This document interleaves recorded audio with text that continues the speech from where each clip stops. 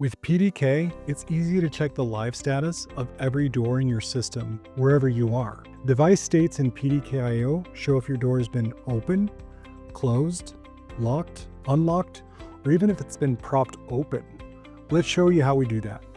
Open up PDK.io and go to States. Now let's make sure we're on the Doors and Devices tab. Here you can see the live state of every door, gate, elevator car, and I/O device that you might have on your system. We display the state of each device through some handy icons. Another thing you could do on this page is to change the live status of each device. If you want to unlock a door, all you need to do is click on that door's icon.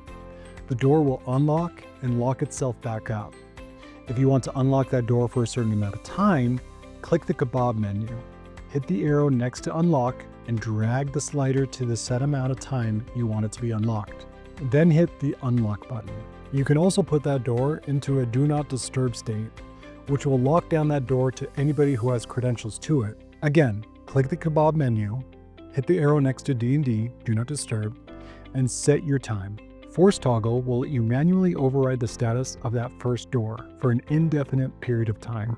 The silence piezo button allows you to shut down any piezo alarms that are actively going off. And lastly, if there are any issues with your system, you can click on Go to Controller to be able to diagnose what the issue might be. Isn't that so simple? ProdataKey is easy to use anytime, anywhere, on any device. Watch the next video in this series for more how-to instructions.